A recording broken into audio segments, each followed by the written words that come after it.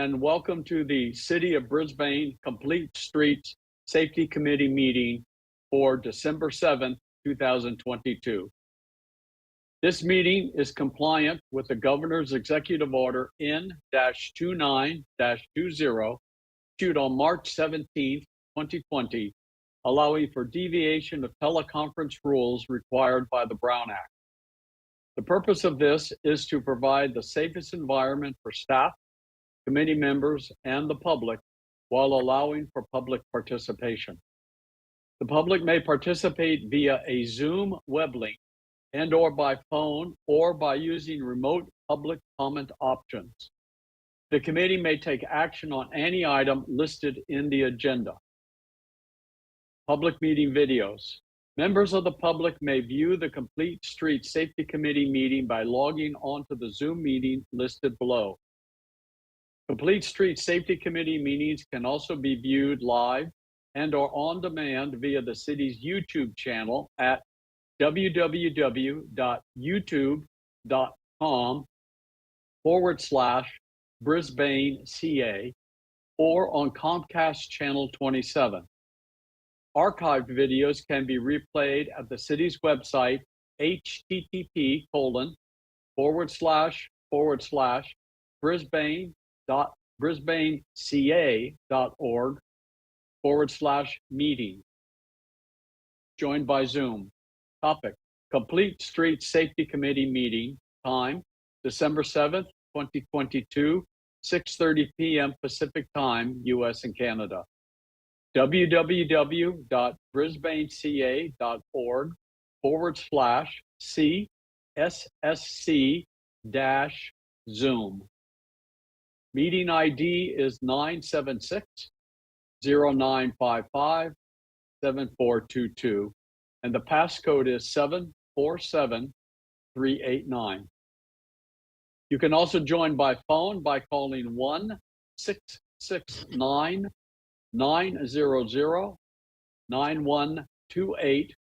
The meeting ID is 0955-7422. To address the committee, when an item you are interested in appears on the agenda, you may address the committee at that time.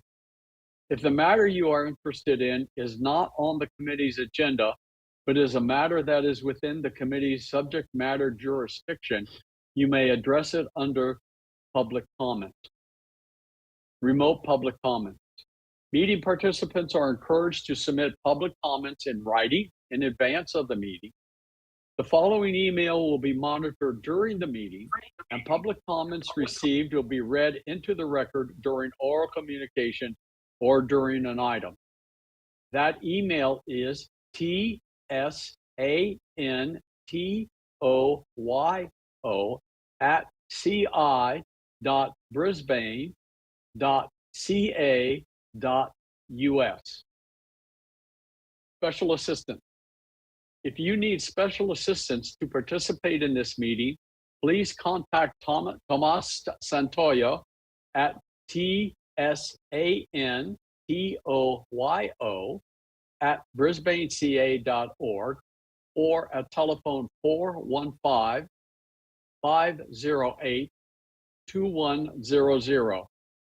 Notification in advance of the meeting will enable the city to make reasonable arrangements to ensure accessibility to this meeting. Okay. I call our meeting to order. If we could have roll call, please. Just have to write down the names, but we'll start with Christian Cabrera. Present. Linda Detmer. Oh, you're on mute.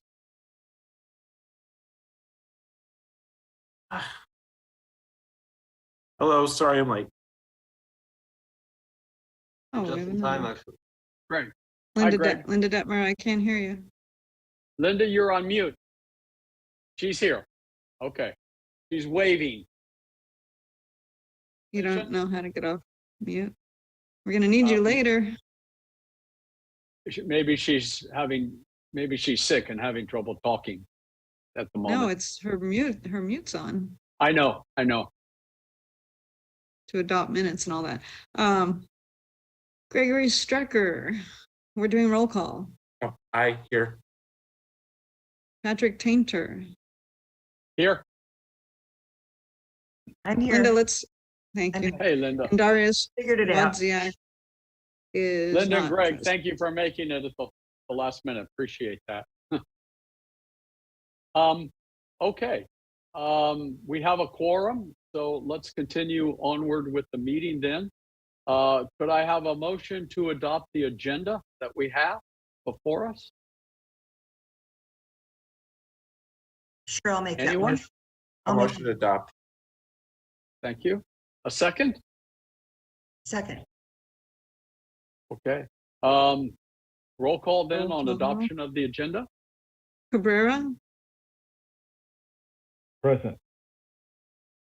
Aye. Detmer, Yes. Aye. Strecker, Aye. Tainter, Aye. and Wozniak not here.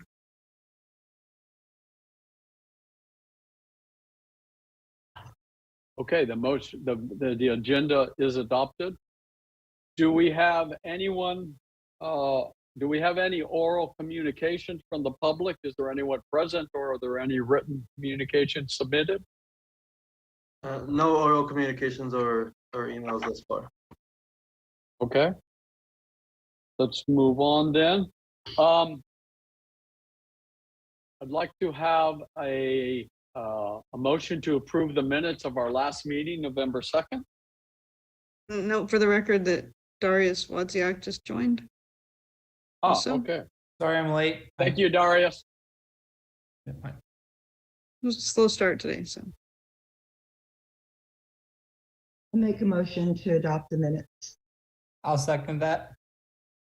I did read through them. Could we have roll call, please? Cabrera, Aye. Detmer, Aye. Strecker, Aye. Tainter, Aye. and Wozniak. Aye. Righty. Okay, the minutes are adopted. Approved. I would like to say I thought the minutes were really terrific. I don't know how much time everyone had to be able to read through them, but I thought they were exceptionally good this time. So Karen and Tomas, thank you. That was a very detailed capture of our discussion last meeting. I agree. It's excellent. Yeah. Okay.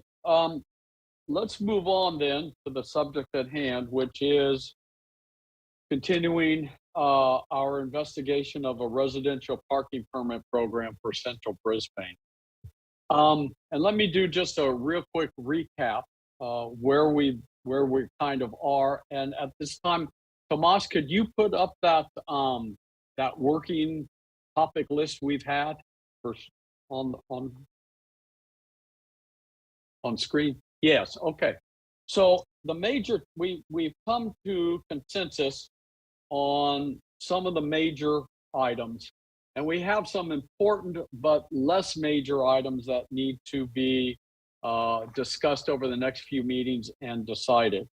The first item that we have come to a consensus on is that the parking permit program will apply to Central Brisbane, or what we call Old Town, as one single unit. That was the first item that we agreed on. The second item we agreed on is that each residential unit would receive 2 permits with some flexibility. The third, and then in addition to that, if on the property there was a city permitted ADU unit, that ADU would receive its own single parking permit. The third item we have agreed on is that there will be a guest parking program. We haven't worked out the details of that yet, but that's something that I want to talk about tonight. Additionally, tonight, I would like us to talk about, in a general sense, cost structure or pricing structure, how we might, if there will be charges, and if so, how that might be, not the specific numbers, but at least a general guideline for that we could send on to council. And then the hours of operation, that it will be in effect all day, at night, certain hours, so forth. And then that keys into enforcement. And then finally, the final item is to discuss whether we include visitation or not. So I guess where I'd like to start tonight is looking at hours of okay, no, let's go right on what we have here on screen. Let's start with guest parking, since we discussed that at the last meeting, but we did not reach a consensus. The feeling is that we'll have a guest parking permit program, but that does have the potential for a loophole if it is extremely lenient. On the other hand, we do not want to be so restrictive that it makes it difficult for people to have visitors, whether for a few days visiting or for a night and so forth. So if we could start our discussion on thoughts on a guest permit program now, that would be great. Any thoughts? Anybody want to start off on that? Karen had her hand up. Who did? Oh, Karen. Okay, Karen. yes. Well, and I wanted to, I guess I'm asking the chair when you would like an update on the information that staff got since the last meeting. So we went away with some direction to look into the services that were available and the costs of those and what's possible under their structure. I don't know if it has to be before guest parking, but you might have an idea in mind of when to get into that. But it does play into at least the cost part and what's possible. Yeah. We didn't talk in great detail about guest parking, but it is possible to have guest parking permits. And if you want to talk about guest parking first, I have one specific comment. There was no internet registration system. You would call it the police department, give them the license number and say, this car will be here for tonight, days, and they would mark it, and on their patrols, they knew that was a car that was acceptable to be parked on the street. That's kind of how I envisioned it to work. I think we need an upper limit. Maybe it's 1 week and you have to renew it or something. Any thoughts on that, committee? I like the idea. Okay. I'll start calling on folks. I was going to comment. I also like the idea. I think for me, it comes down again to kind of enforcement of it, which is maybe the same chicken and egg issue we talked about earlier. Is how do we enforce it in order to make sure that those limits are, meaningful? So I'd be curious to hear if there's some updates maybe on that, or maybe, but otherwise, I think, I agree there should be flexibility and some sort of, ideally your system sounds great, for backdining that works great, and where you just call in the police station or maybe online registering to say, hey, this is a guest. There should be an upper limit. I agree. Yeah, I'm in favor. And one step further, if we online registered, maybe we can get something emailed that we could print out for that guest. Oh, like a temporary permit. Yeah. Christian? Yeah, so just wanted to make sure I understood the introduction of today's meeting, to put things into perspective. So what the topics that are still pending for us to process are the guest parking, right? The cost structure, Yes. and enforcement. So one of the things I think it might influence what we're talking about now if we decide what route to go in terms of enforcement, if it's going to be done by, by the city police force, or if we're going to subcontract it, then we're going to have different way of maybe based on their technology or capacity, how to handle, guest parking. But in terms of, so that's one, one comment, I guess. And the other one is, do we have a deadline in terms of when do we need to submit this for the city? I hope to put you on the spot, but before we continue, just wanted to put that out there. Okay, good. I thought I'd sent a message to everyone, but let me put it out. So we initially had committed to council that we would have been finished last month, and obviously that did not come to pass. This is much more complex than I think we anticipated, and I've spoken with the mayor, and committed to her that we should be able to send a recommendation to council in February. So my thinking is that if we can wrap up things between this meeting and our January meeting, that gives us the February meeting to do a final review of everything, that it could then go to council. I imagine they meet twice in the month of February. Contractor or administered by Brisbane Police, I think those are decisions that are best left to the city staff, as well in consultation with council or advising council.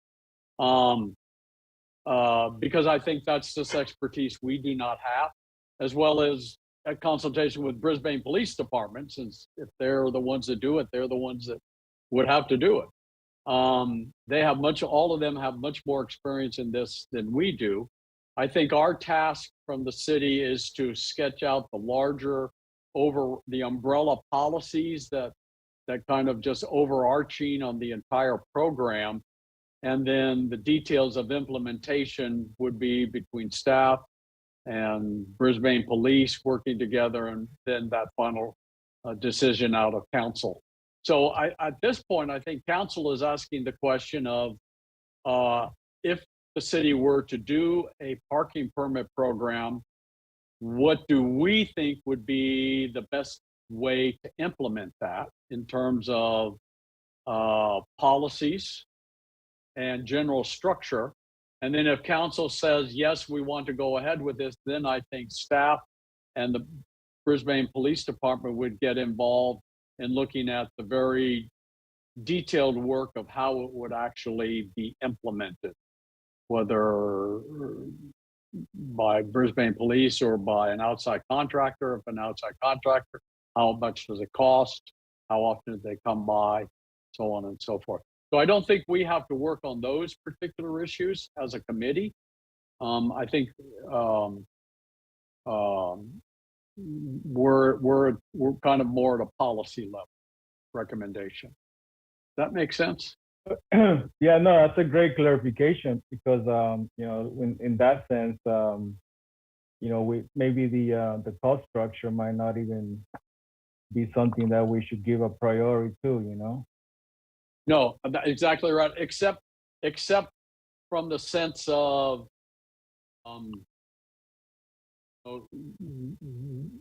do we think it should cover? I think we should make a recommendation, or it's within our purview to give a recommendation if we want to. Should it cover the costs? Should it not cover the costs?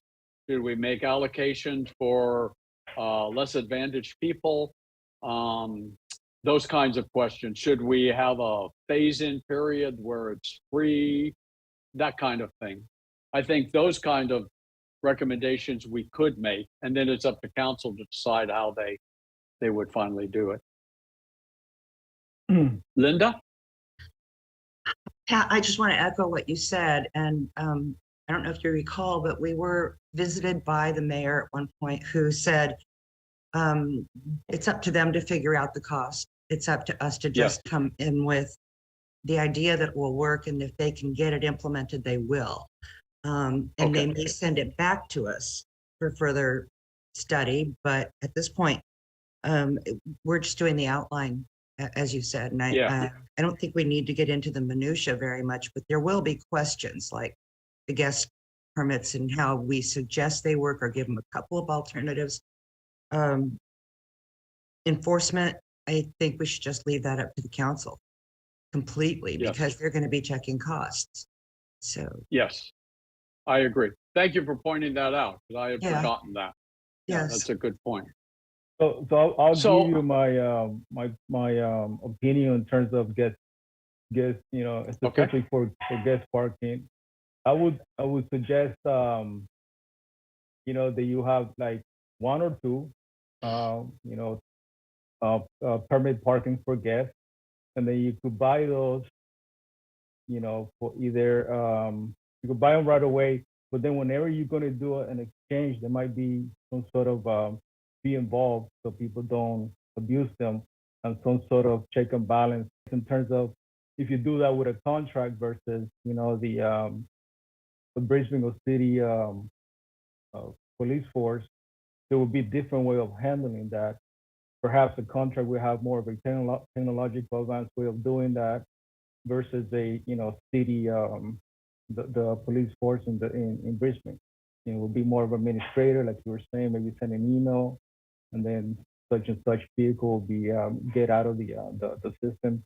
And of course, you have to have some sort of a fee so people don't get the habit of just like changing that all the time. Mhm. Okay, thank you. Let me clarify. When you say that one or two, you mean one or two would be free, and after that, they would have to pay for more, or pay right up front? No, I think that originally, if I recall correctly, that the two, standard or regular parking permit would be free, because we went into the logic of, if you have a house, you obviously need to park up to 2 cars in front of it because of your parking, entrance, garage, and so forth. And then additional ones, I don't recall if we ended up in, you could get 2 more or 3 more additional ones, but you have to pay. In terms of guest parking, I think that should be at least one, perhaps one free, and then the other one you will need to pay. Okay, Yeah. So Okay. that's my opinion. all right. Darius or Greg, do you have any thoughts on guest parking? I think kind of what we talked about, I kind of agree with what you guys are talking about. I think a couple guest parking is a good thing to have. We just need to make sure that the parking permits, that however they are given, are not easily forgeable as well. That might be something to look at, but that might be something else related to how we dole out the guest parking. Okay. Thank you. So one of the things, yes, Just a thought that after hearing Gregory, I'm wondering if we should have some consideration towards one permanent guest parking permit that can only be used a certain number of hours, something like that, to alleviate, somebody coming over for an hour or two from out of town. oh, that's an interesting idea. So for instance, instead of being good for overnight, say it would be good to, I don't know, till 11 p.m. or 12 p.m. or something like that, you mean? I mean, Okay. so one way to also look at it, you might have 2 conditions, right? If you have an event, you're going to have guests coming to your event, or if you have some sort of consistent person that needs a parking that visits you and so forth, that might be another condition. Perhaps we could use like a sticker that the handicapped people use, and then you could give them to the household. And then they could just say, you know, come get the sticker. That way, you know, your car is going to be safe in terms of parking. But that's you know, that's one thought. But also in general, obviously, if you have a gather, there might be some areas where they could be looked at as guest parking. I don't know. You mean specific parts of town or something? Yeah. Yeah. They could be. The commute.org doesn't run at night. Otherwise, they do run along that. All right. I'm understanding our guest, what we might recommend guest parking. We should have.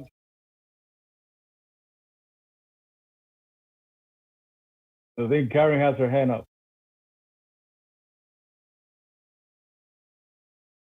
Well, why don't you summarize what everybody said, and then I'll jump in with my thoughts, because I missed a little bit of it for a second.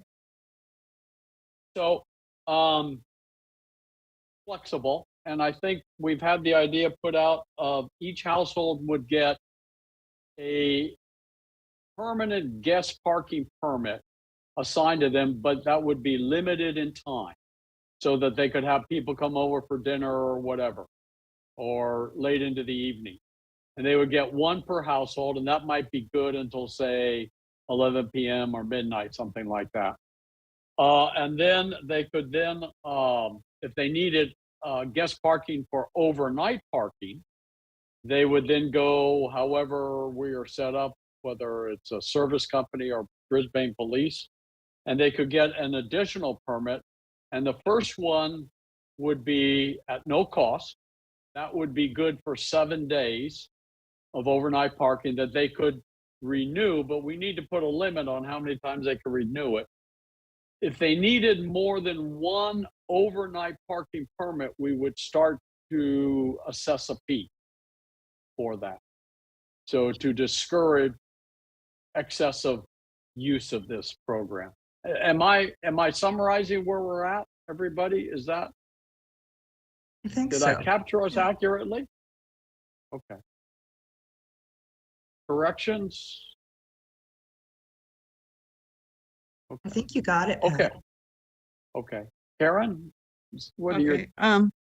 Yeah, that seems a bit complicated, but also I guess I wanted to say I don't know if the goal is to accommodate everybody's possible situation when someone comes to visit them. Like maybe, you know, there isn't enough space for all the cars that people want to park in town. So, and this program is somewhat going to restrict that in the concept that you guys have come up with, where a household has 2, every address has 2, and if you have an ADU, 1 more. If you have 1 guest parking that can be used every day of the year, you've essentially added 1 per household. So, and some of the background I think is relevant because you guys are talking about cost without having any. We have some cost information now, so I would like to share it. Okay. When what I was going to say about having the extra. So we drew a line around, and I think Patrick, you and I emailed a little bit about this, around the area that we're talking about, because there's no public parking on the backside of San Bruno. There's no public parking, or we're not dealing with you know, the mobile home park. So there's no parking on Bayshore other than that, really. So we're not dealing with. So some people maybe won't want 2 per household. I don't know. We're not absolutely sure, but it's probably in that ballpark. So we were able to make contact with the company that would manage the permit issuance. South San Francisco uses them. I think San Bruno is going to use them, and they have, you know, various accounts all over the country. And they were very enthusiastic to tell us about their product. And I was kind of like, we just want the high level stuff at this point, you know, how do you do it? How much does it cost? So they can issue a permit depending on whether someone pays with credit card and which type of permit we want to use, the options being hang tags, stickers, or you can do license plate readers where it's all digital and you don't even need a document. And so that cost like $15 to $20 per permit, which actually I thought was pretty good because, you know, if you're in San Francisco, they charge maybe around $300 to get a permit.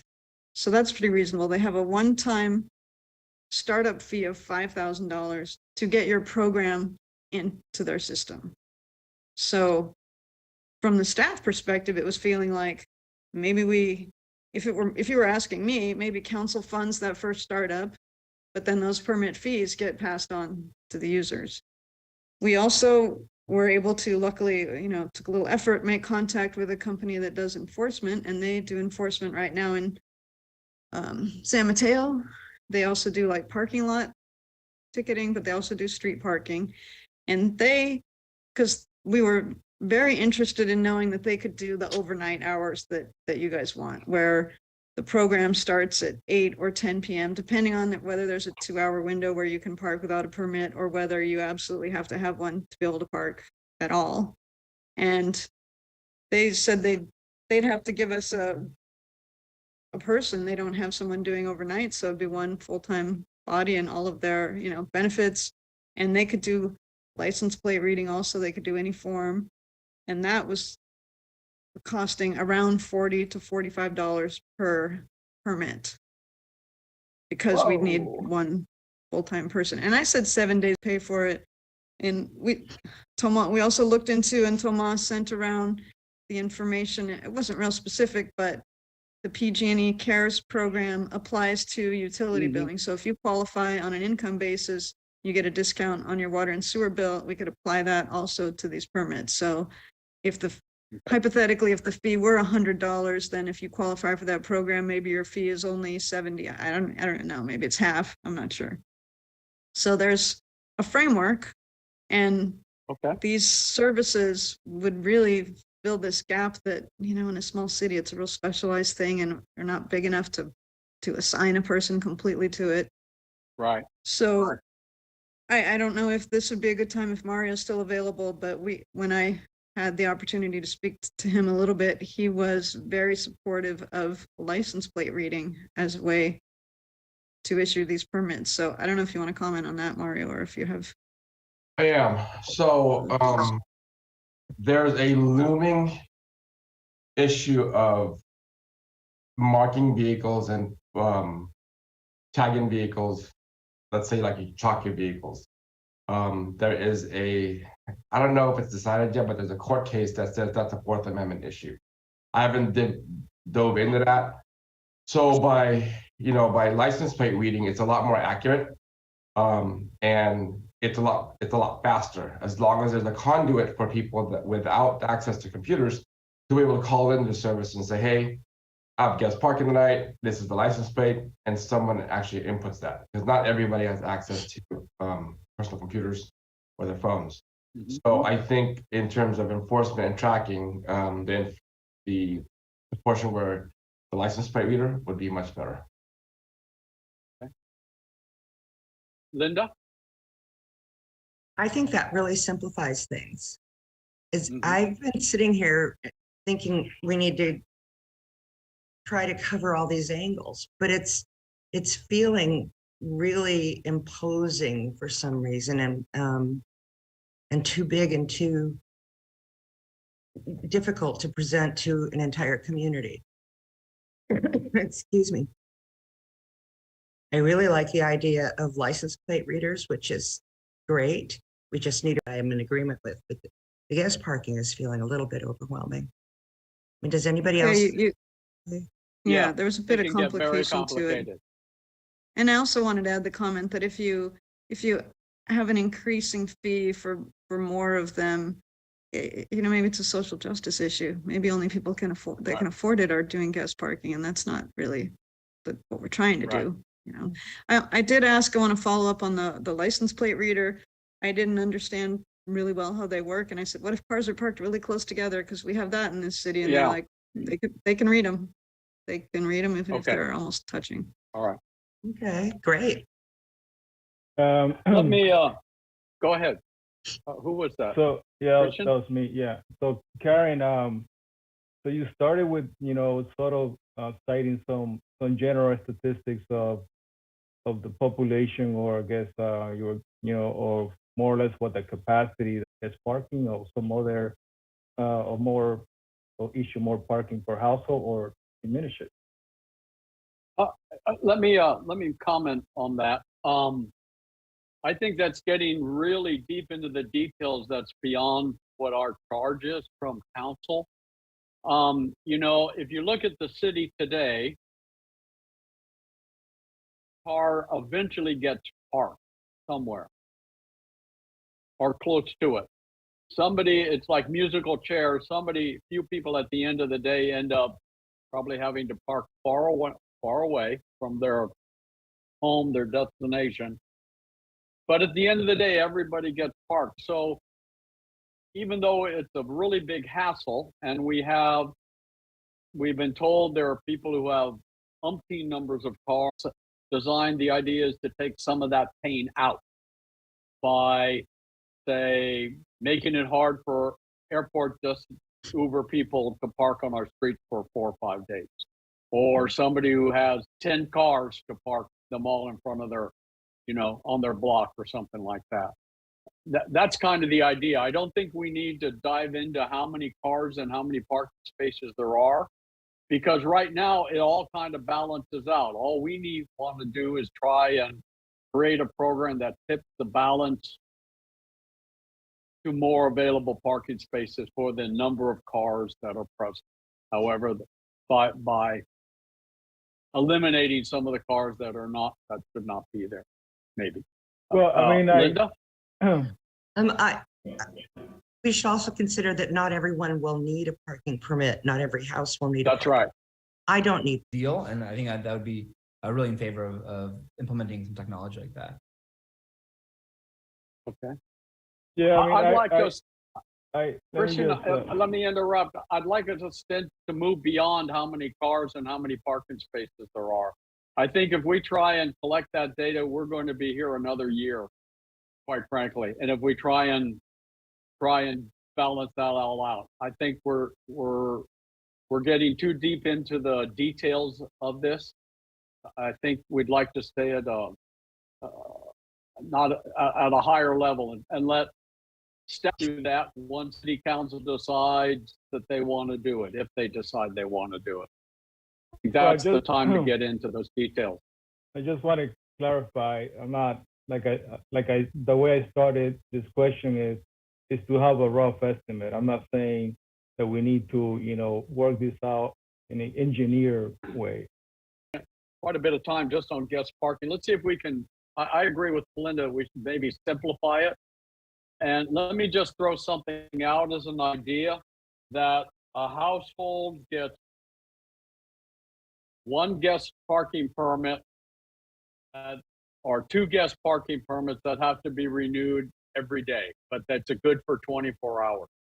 And let's just say there's a limit of 15 or 14 parking days that a guest permit system is allowed. So that's 1 permit for a total of 14 days in the year, or 2 permits for 7 days each. Any thoughts on that? Yay, no? I like that Linda? idea How personally. did you come up with that? I don't know. I'm Irish, and there's an old Irish saying that guests like fish smell after 3 days. Okay, all right. So a week is a long time for somebody to stay, and that's a nice stay, but then, that's about it. But that, if a person comes to stay for once, then they can come several times during the year. Say, you could have people come for the weekend 14 times, say, something like that. That was my thought on that. It was didn't you mention a daily renewable? Right, up to a total of 14 guest permit days per year, and it could be with 1 permit for 2 days, and then 2 permits for 2 more days, which would get you up to 6 permit days, so on and so forth. And if this is all online, the computer calculates all of this. And I think one of the things we talked about several months ago and with respect to the 2 permits per resident, and I think it applies to guest permits. There has to be some flexibility for things like what Linda just said.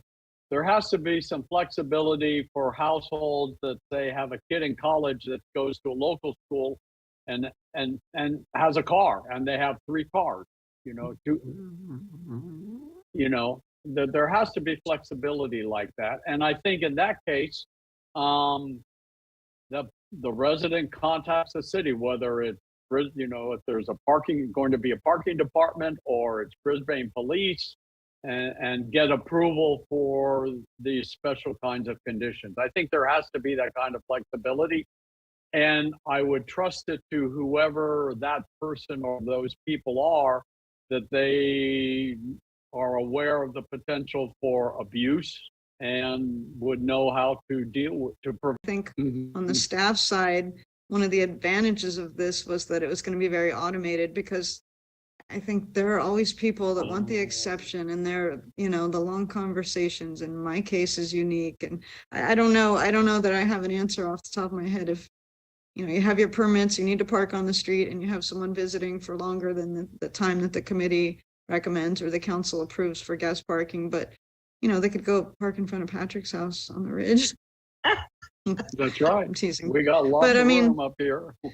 There are probably some ways around it, but I think we want to set up a program that there's always going to be something that doesn't work, but that doesn't have to be decided on a case-by-case basis by staff.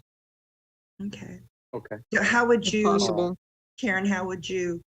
This is what I need, can it be granted or not? And those are my thoughts for that. Okay. Whether it be for sickness, home for summer, or exigent circumstances, that can be granted by, it can be submitted through the program and then funneled to us for approval, just like a permit or like an encroachment permit, and we shoot it back and say, oh yeah, you've been given that permit. I have that's a good point, and I guess I have like a side question or comment. So if, hypothetically speaking, if we do get, we contract this company that has, that Karen mentioned at the beginning, maybe that would be a good source that would sort of like, flag out those cars that are staying more than 72 hours. Would that be part of their scope of enforcement? No, so here's why I want to keep the 72-hour California Vehicle Code.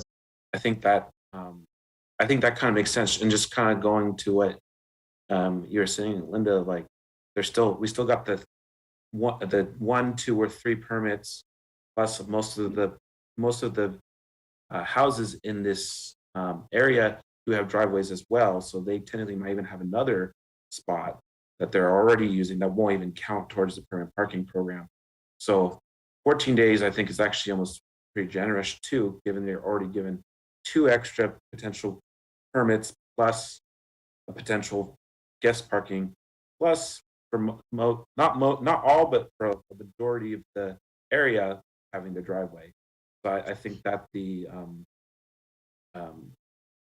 14 days, it seems like a good amount to say, okay, this is what we can give for that, and if there's exceptions, there can be exceptions, potentially, that are processed through however way is decided. Thanks, Gregory. Thank you. Permit, right.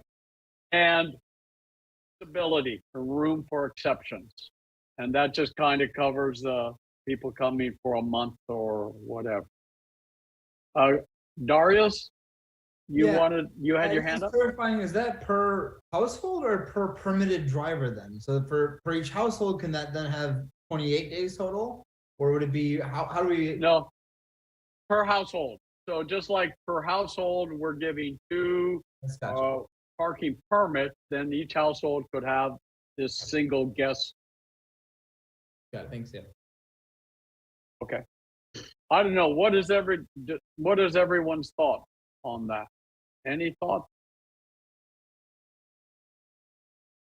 It makes more Christian? sense to me now. Yeah. Okay. So it sounds like, if we do go with Right. That's Yeah, already on the That's books. based on the vehicle code, so we keep, that stays in place. Okay, but if we're gonna put this out as how it's written, Oh, yeah, you can put something that's, it does not supersede a References. California vehicle code of 72-hour parking. How would we say that? Must follow vehicle parking code or something? Yeah, California vehicle code 72-hour Okay. rule. It doesn't supersede it. So that Okay. way, because when you think about parking permit program, you're automatically inclined to think, well, then that gives me the right to park there for as long as I can, as long as I have a permit. No, it doesn't. Vehicle code still takes place. Right. But that applies to the primary permits also, right? Correct. Even though we're giving somebody a permit to park in front of their house, they still have to move that car within 3 days. Right? Absolutely. Yes. Yeah. Yeah. Okay. Any thoughts? What do words can be asked. exceptions? Exceptions. Exceptions. Brain dead. Okay. Yeah, okay. And Mario, congratulations on being Garcia. Thank you. No name change needed. Darius, did you have your hand up? No, but Okay, well, I'm gonna go ahead. No, I was I'm gonna gonna say- call on everybody. Yeah, no, I didn't have my hand up, but I think this is a good, sort of outline like we talked about. So yeah, I'm in favor of this. Yeah. No, not But much- Gregory, What do you think? Yeah, I know. I think the 14 days, an exception, with potential for exceptions, and I think it's okay to give them 7 days for approval of the exceptions, if that's the case for guest parking. I think it kind of fits with what our goals are eliminating the Uber parkers and the people. someone flies in and they rent a car. Will that just be identified as staying at your address, or because you won't have the license plate number in advance? Oh, a good question. That happens occasionally here. Well, if there's an Yeah, that online happens system, with us. if there's an online system or system you can call in, by the time they arrive to your house, you can definitely call in the system or put it in the system. And that, because you're going by license plate readers, that should automatically populate as fast as they can get it in. So Okay, I think you'll be safe on that aspect. okay. And I think given that we're also thinking about time frame of overnight, it kind of helps that too. If they come in the middle of the day, Mhm. they have 6 hours to get it into the system. Absolutely. Okay. So, Christian, what are your thoughts? so just wanted sort of walk through your 7-day per year, suggestions. So saying, so the household will get either 1 or 2 guest parking permits, and then they're going to have 7. Yeah. Let's move on to the hours that this is in effect, because I think this is important. Last time we had talked about it would be in effect in the overnight period. And we really weren't sure. We talked about different start times, 5 p.m. or 6 p.m., because that's when people are coming home from work. Another thought was 10 p.m. or 11 p.m., because then that's after most guests have kind of departed. If people are over for dinner or drinks or something, they've kind of already gone, and so we don't need to worry about permits until later at night. Any thoughts on that, on the hours that this should be in effect? I think last time I remember I was more thinking of 5 and 6, but the more I think about it, I think 10 p.m. Start time would be a little. Linda? Devil's advocate. The commute seems to be an all-day thing these days. And I'm just wondering Okay. if people coming home early have some ownership, emotional ownership or whatever of the street parking, depending on their schedule. If you can get out there on the freeway at 2:30 and it's already getting bumper to bumper, or 3 o'clock, 4 o'clock, it's worse. So I'm just wondering if it makes sense to or how we can make this work for people. I realize not everyone's coming home at the same time, but is there a sense of ownership of a parking place when you have a permit? I think people have a sense of parking in front of their houses, their parking space, even though that's not legally correct or legally Right. true, right? Right. After this time period gets into effect.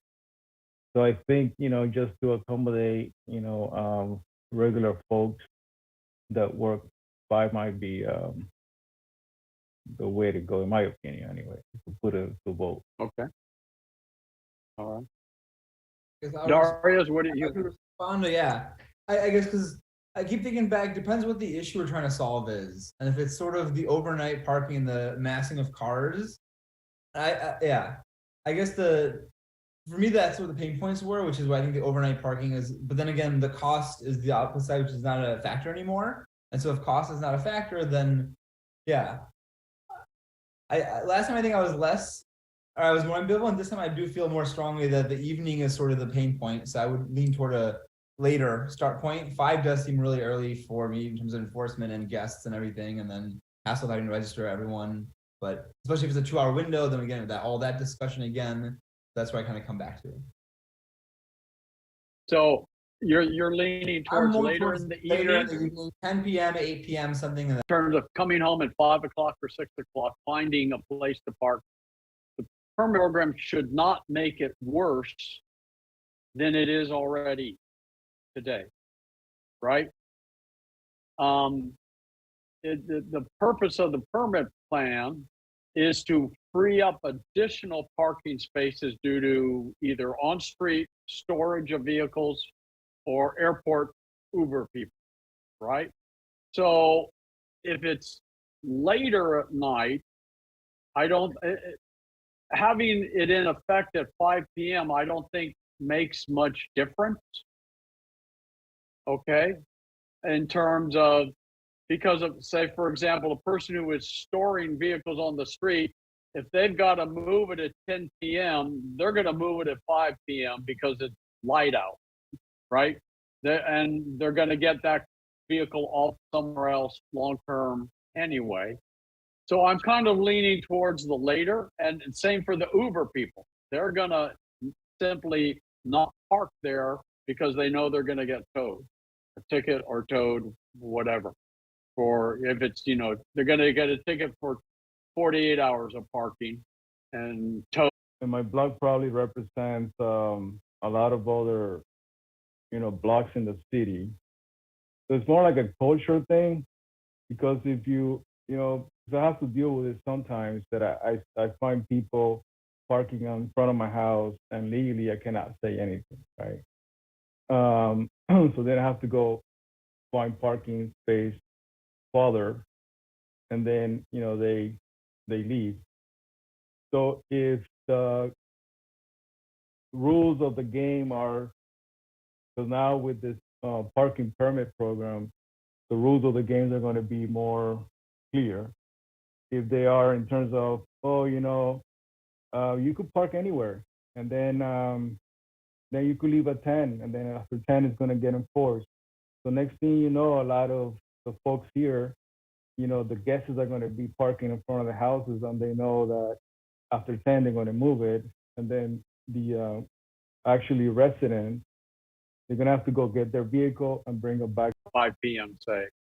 So that's why I was anticipating that with the rules of the game being more clear, people are going to feel entitled to park, pretty much anywhere and say, hey, I'm just following the rules, right? And then after 10, you could, then the parking program permit is going to be enforced, but for now, it's not. So I could park in front of your house. So that's what I'm anticipating. So, right. But, I mean, I guess who would, okay, all right. I mean, that's a possibility. Sure. Yeah. So I don't know. I mean, that's just my sense in terms of reading the culture of my blog. And like I said, I assume there's other blogs with the same. But do you find, I mean, to me, that's kind of a random person that might come park on any particular block, you know, and not be a resident there, right? And in which No, case, you're- if it's a resident, they would have a, way of dealing with parking, and then you talk to the, so it takes a little bit for them to learn to get on board with the learning curve in terms of parking, and then they sort of get the picture, and then they tell their guests to go park at the streets where they have most park, right?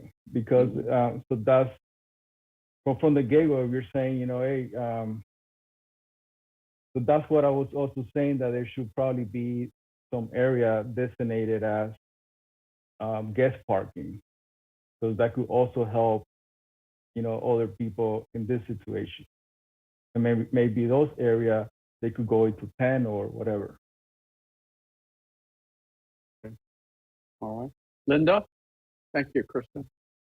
Linda? I politely disagree. We don't get to tell people where to park on the street ever. We don't own the street or the sidewalk or the curb depressions are not blocked. But it's, I mean, even if it is part of a culture, you can't tell it's someone that's my spot, you know, that's just, of course it'd be nice, Right. but that's just not how it works, so. exactly. Yeah. Thank you. I mean, I understand, Christian, what Thank what you. you're saying, and there is a culture on every street of where that's where she parks and that's where he parks. And, you might even get yelled at for parking there, but technically it's legal. So I think we should stick with what we've got so far. Okay. Do we have a consensus on timing then? Later in the evening, earlier in the evening? I mean, should we kind of take a vote on this at the moment, or I'll go with what not, the group or? said. I think a vote might be good. I'm hearing differing opinions. Okay. Why don't we say favor? I don't want to do a roll call vote. I just want an informal vote at this point. So maybe the two choices would be, say, I don't know, 5 p.m. and 10 p.m. Do those sound okay as choices? Yes, to me they do. Okay. So all in favor, say, starting the permit requirement at 5 p.m. Just raise your hand. Okay. One. Have everybody here, so maybe wanna We did have revisit. everybody here, right. Okay. So Okay. that was the thought for visitation. Daytime, leave it as it is, the 2-hour window and so forth. Mhm. But then I would, if we start at 10 p.m., at 10 p.m. to park on visitation, one would need a permit. That was the thought. Good. Yeah, that makes sense. It's not end time. 6, 7 a.m., What's that? something like that. Oh, end time, yeah. 7 a.m. That gives people time to get out the door. Christian? Yeah, I think in terms of visitation, if you want to clarify, I'm assuming the business owners would be looked at as households, so to speak, and they would get a business. And sometimes if you're going to work late, it doesn't have to be an overnighter.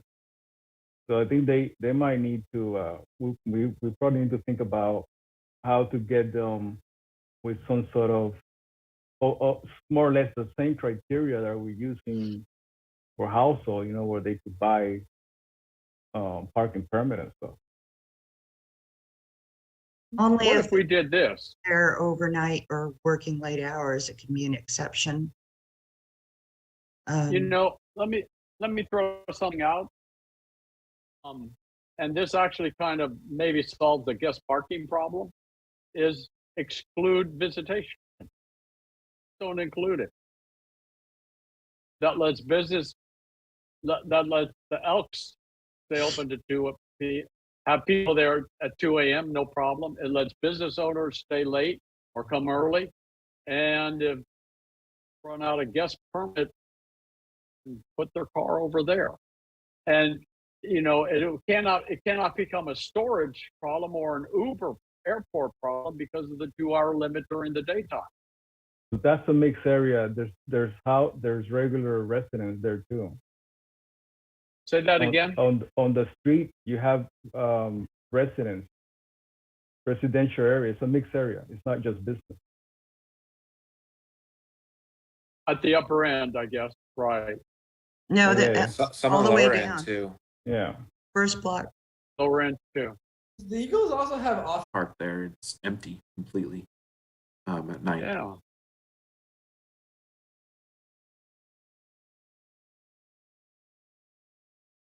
So what is everyone's thoughts? Do we include visitation or not include visitation in the permit program? Or do people want to think about it till next meeting? I mean, that's a good point. A lot of the cities Yeah. that we looked at, they clearly had different rules for commercial. So Right. we might, so we might need to think about if we include them or not, or just treat them differently. Why don't we, since it's so late, why don't we defer a little bit? Let's defer this till next time. Okay? And this will be the last item we need to talk about. Then we can start summarizing next month, I mean. I don't think we need to defer it, Pat. I think we need to decide whether it's in or out. And Right. And that's really the only decision. I don't think we can make the decision to exclude them or not. Just because the street seems empty, they are residents in that street. 2 of them have off-street parking, and I think 3 of them do not, or 4 of them do not. So it's not that big a difference. It really doesn't make a big impact. Again, on it's not going to be a perfect program. It won't be a perfect. Again, we can't. Well, I know you don't want to give some people, an out to come back and sue you, like from some. I do live here. This is mixed use. This is residential. And why are you excluding me? Why am I not getting? We have to be concerned about that. It would be to their benefit. They would not need a permit. It would be to their benefit. Need to get a permit. They can just park there if they live there. I think It's we should exclude actually visitation. I'm sorry, say that again, Linda? I'm in favor of excluding visitation from the permit process. You. Wonderful. Wonderful. Okay. Anything else, Karen or Tomas? That was it for me. I'm on mute and I've been talking away, so I sorry. heard you. I was like, maybe she's talking to her cat. I don't know. No. Probably advertise it in the winter, so we're ready to start right after the end of the rainy season. Okay. We've also got Okay. on, and you guys are probably the first to hear about it because we just found out this afternoon. We've also got on the council's agenda just an update on all the grants that we got. You guys should be familiar, except a couple people maybe missed last meeting. I can't even name all of them. I have to open the agenda report, but a grant to improve shuttle stops in Crocker Park. We also applied for a grant from the Transportation Authority. When you guys vote for these extra sales taxes or transportation related funding, they get distributed back to the cities, and we've done really well. And maybe Tomas is our lucky charm because he's applied, he's done the grunt work and gotten us a couple. So we got one funded to Larry to Santa Clara walkway to finish that, and design money for the second piece, Santa Clara down to Alvarado, and for the walkway from San Francisco Street at the whatever end, south end of the park to Old County where the bus stop is. So things that you guys had prioritized in the past few years, and I guess I'm making that presentation to council, and I'm going to mention the letters of support from the community and the committees and the POA and all of that helped us with that. So we got a lot on the burners to try to get built in the next couple of years. Fantastic. That's great. That's wonderful news. Congratulations. Yeah, it's all of us. Yeah, all of Very us. cool. And I might have anything- mentioned before, I think at the state level, they're looking at the end of February is going to be the end of all remote meetings. I don't have a lot more information. I think we might be able to do hybrid, but we'll have more updates in January and February. But in March, there will be at least the option to be in person in the community meeting room, and I'll know more as we get closer. Okay. Okay. What are they We basing that? may need, Sorry, What was that? what are they basing that decision on? COVID's I not don't know. over. I don't, And I guess the ability to treat it maybe, and I'm not sure it's a state, you know, they suspended kind of the Brown Act requirement to meet in person and did this modification where people could call into a meeting, and at some point we knew it kind of had to end. But if a hybrid would mean that you can still be remote and the public could come in person to the meeting place and be also on the Zoom, Mhm. you know. If we all wanted to be remote, could we all be remote? Or does somebody have to show up at the chamber? Well, staff would, but I think that's possible, and I will give you more when I know more, which would be hopefully January. Well, I think that's great news. You know, I mean, nothing beats having I think so. a meeting in person. It's great to meet in person, but I'm just not really convinced that we're out of the woods yet. So I'm sure they'll allow hybrid meetings to continue, for sure. And there's a large enough, and I think the population that needs to be protected is now clearly understood, right? And I think they'll probably continue to allow that part of the population to be protected. And I think so I'm sure hybrid meetings will probably continue. thank you. Thanks, Karen. Yeah. So that's all we have. Anything else? Okay. Darius, could you update us on the Marina Park project? Yeah. So we had one meeting of I guess it's the Sierra Point Subcommittee for the open space and parks for that development of the area by the marina. And so just to give you a sense, it was a walkthrough of the site with the consultants who are leading the project. And the first phase is sort of the research phase, which they had completed. There was one meeting prior to this that I did not attend, or maybe two meetings, where they sort of set the scope for the project. And this time they came back with a packet, which is available on the website, you know, with the agenda and everything. But they sort of came in with, you know, some description of the geography of the area, some of the ongoing projects, because there are ongoing developments that are, you know, happening and will happen soon. And the whole scope is sort of a 50 and 100-year plan.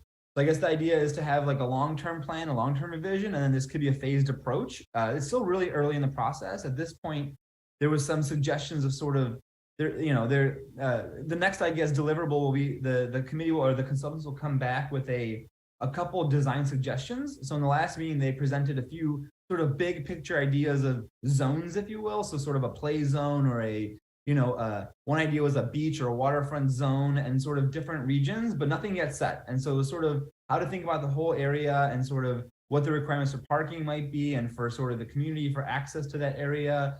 So all of that is being considered still. And the next, like I said, the next thing will be sort of proposals of just general ideas of what might be included in that area. And this is all based on surveys that have gone out to the community as well. So I think they're taking sort of all the surveys in, sort of we'll come back with a few suggestions of what could be there based on the feedback. And then from there will be sort of another round of feedback, you know, and sort of iterations, if you will. But this was, again, a walk through the site, and then we sort of sat through, looked through this master plan they suggested. The big consideration is the water rising, obviously, and sort of what that means. And, you know, there was one idea or a couple suggestions of, do you want to make it, you know, sort of a public park with a more art design? Is it something that is sort of designed to just kind of let, you know, the water take away as time goes on? These are all considerations that, you know, I think will sort of be discussed and so are ongoing. Nothing really, this was very early still in the process. How long is the project scheduled for? I'm not sure about that yet. Yeah, I didn't get a sense of that exact timeline. Okay. I know the next deliverable will be sort of, like I said, the first initial sketches of what could be there, but then there is sort of gonna be an outreach phase again and sort of more additional, you know, so I think it'll be quite a long process still. But I can follow up on that, yeah. So, Okay. I mean, Are in terms they of, with? Christian? Yeah, so I was, Who was- oh, I guess my question would be in terms of the sea level rising. There, I mean, you know, the short, you know, that area by Redwood City of Redwood Shores, I think it's called. I mean, Yeah. they ended up doing some serious levee over there. Yeah. So I guess the So they- considerations around that, yeah, there's sort of projections of what the rises will be over sort of 50 years, 100 years, that sort of, you know, scale. And the consultants were, you know, they had the data and the package shows some of the diagrams of what it could look like. These are again projections. And so there are certain structures there that are currently there, like the Harbor House and the Yacht Club and those that are sort of maybe in the danger zone. And so the consideration is sort of what to do with those structures. In terms of, or more like the sheds there or the bathrooms long term. And then, you know, whether you have a promenade there, the option is for retaining wall sort of structure. But of course, you know, depends how far out to build that because water will get around. So those are all sort of, I think part of that's already developed further upstream and it's all sort of in this scope and projections and all that. So they are aware very much of sort of the projected water rises. And I do encourage you to check the packet out. That was very informative for me. I was not aware of sort of king tides and where water already comes to. And so sort of if you're familiar with the area, the lower part, that does tend to flood already. So that's sort of in the danger zone. And so sort of the bathrooms there, they're at a high enough elevation, but there's also considerations for example, the marina docks currently are not up to code. So in terms of the angle for accessibility. And so any sort of renovations there would require significant renovations along the promenade there, the marina area. And so there's, you know, considerations of what to do up front versus 10 years versus, you know, further down the line, bless you. Sort of all ongoing conversations. Oh, pretty cool. Very concerning though.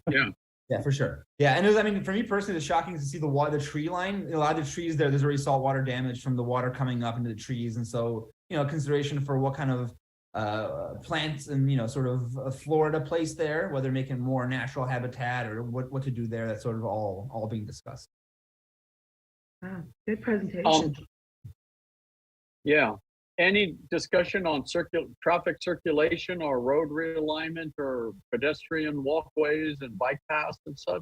Yeah, this was sort of out of this. Or is that too early? Okay. No, I think it was also sort of out of this. There was discussion sort of about connection to main town, right? If you're going to encourage so the idea was, do you want to build something there to encourage sort of commuting and sort of usage out in the marina?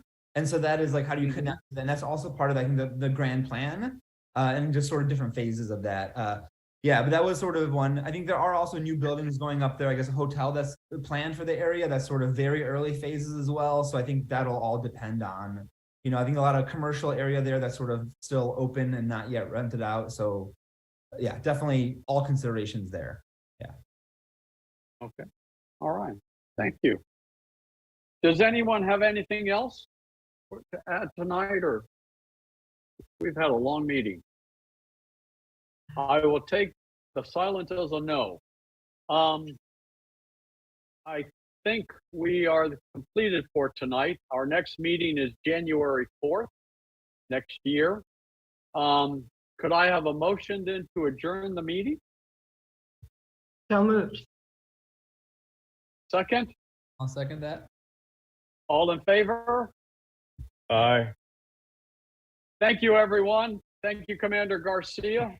Thanks, guys. Happy New Year. Happy holidays to Happy everyone. holidays.